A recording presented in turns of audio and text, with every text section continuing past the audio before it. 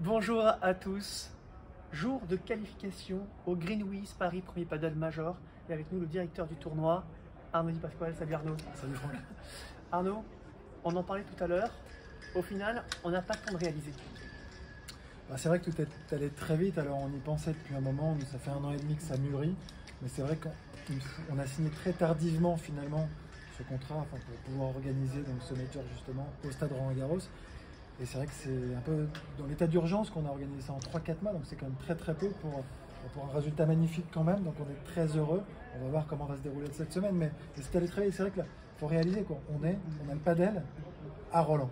C'est vrai que c'est monstrueux. Alors, tu as dit très vite, ça veut dire qu'entre le moment où vous avez signé et aujourd'hui, c'est quoi, tu dis 3-4 mois, c'est-à-dire vous avez signé quand? Il y a 4 mois, je pense. Il y a 4 mois, en 4 mois, il a fallu s'organiser. Monter tout de A. C'est février?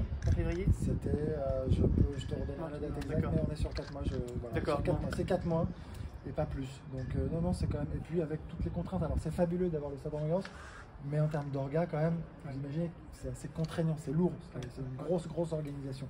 Mais il y a des équipes derrière qui sont quand même super compétentes aussi. Après Roland-Garros et la Fédé, il y a un savoir-faire énorme. Il y a un savoir-faire énorme, il y a un site exceptionnel et on se rend compte qu'un site comme celui-ci peut accueillir également d'autres événements. Ça vient aussi dans la politique de faire plus et de proposer autre chose aussi que du tennis. Exactement, oui, il y a vraiment aujourd'hui la Fédé qui veut, je crois, diversifier un petit peu son offre, le stade, mais ça reste quand même un événement majeur. C'est-à-dire qu'il y a Roland-Garros tennis et aujourd'hui il y aura le padel.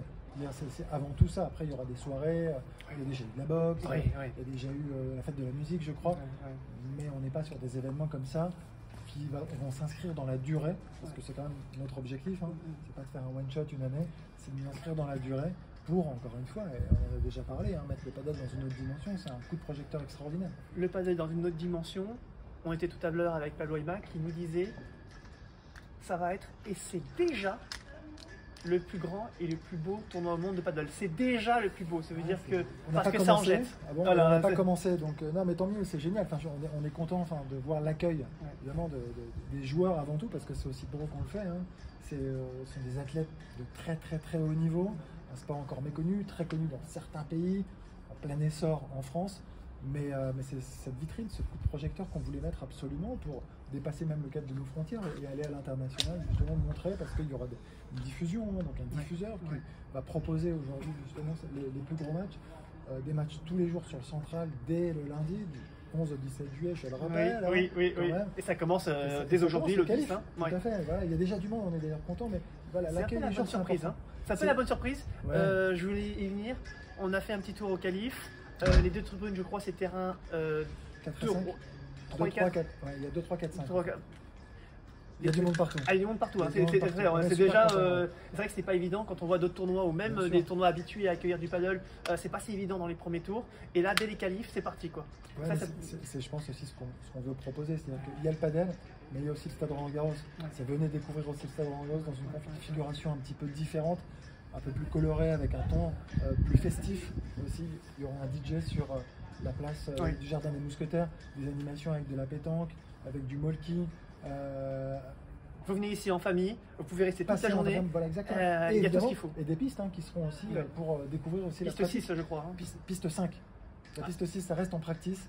Et la piste 5 sera vraiment pour le grand public qui viendra et voudra s'essayer. Practice pour les joueurs si vous voulez les voir s'entraîner, et puis piste 5 plutôt pour aller se tester. Alors j'ai pris mon téléphone portable, pourquoi? Parce que je voulais te faire parler, commenter sur, on a vécu tout à l'heure en direct, on a vécu le tirage au sort avec des Français qui ont eu plutôt la main heureuse, allez pour certains, évidemment, et je voulais savoir ce que tu en pensais justement. Alors on n'a pas tout en tête, mais par exemple, alors on va pas match franco-français déjà. Donc c'est pour ça qu'on dit il y aura déjà des Français au deuxième tour. Ça c'est plutôt une bonne nouvelle. C'est une bonne nouvelle. Plus il y en a, évidemment, et on sait ce que c'est. Enfin, on organise, on est en France. Ça peut faire venir du public, même si ces joueurs-là ne sont pas encore connus. Ça attire forcément. Donc c'est cool. Après, Zerio Moreau face à Bergeron-Lec, on les a vus tout à l'heure. Ils ont à la fois ri, se dit chouette parce que peut-être qu'ils se disent que mutuellement ils peuvent faire quelque chose. Les deux équipes se oui. disent on a une bonne chance. C'est vrai Ouais. qu'aujourd'hui le tableau est quand même très relevé. Il y a beaucoup d'Espagnols, de Sud-Américains, et donc tu te retrouves sur un tableau voilà, Avec des joueurs que tu où connais c'est- très bien. que tu connais très bien, qui sont très bons. Tu sais que tu n'as pas tant de chance que ça. Là, c'est une bonne chance, mais pour les deux équipes. Oui, pour les deux équipes. Elles se Ouais, valent, ouais, donc ça va être ouais. intéressant.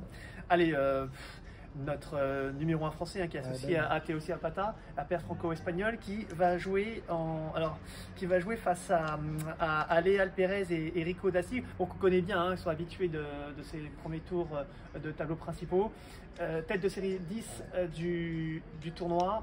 Ça va être dur, même dur, si ça reste ouvert. Mais bon. C'est très dur, mais encore une fois, je ne sais pas si la magie peut opérer. C'est-à-dire qu'un peu comme ça se fait au tennis, quand tu te retrouves à jouer sur un gros court et tu es porté un peu par l'événement, je pense que ça peut aussi te sublimer.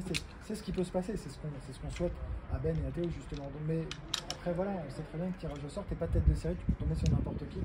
C'est pas un tirage favorable, mais ça reste jouable. Allez, puis on va finir par Blanqui et Maigret qui vont jouer. Et pareil d'ailleurs pour c'était Blanqui et Maigret et la première paire c'était Scatena Mercadal, la paire l'autre paire franco-espagnole qui vont jouer des qualifiés. Ouais, après, on c'est a toujours à double potentiellement, tranchant. on peut aussi. Il faut se méfier aussi, attention, les qualifiés, ils se sont fait un peu la main, il y a de la victoire, il y a de la confiance, ils ont déjà joué.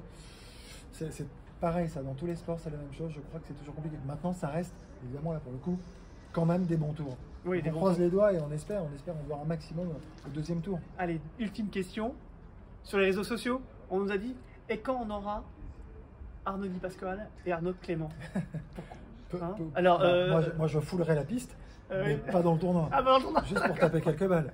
Parce que quand même, là quand je vois la beauté de ce lieu, ne pas y venir une seule fois sur les 10 jours qui vont arriver, ça va pas être possible, ça va être compliqué. Donc je vais me lever, je pense, très tôt un matin et je viendrai jouer.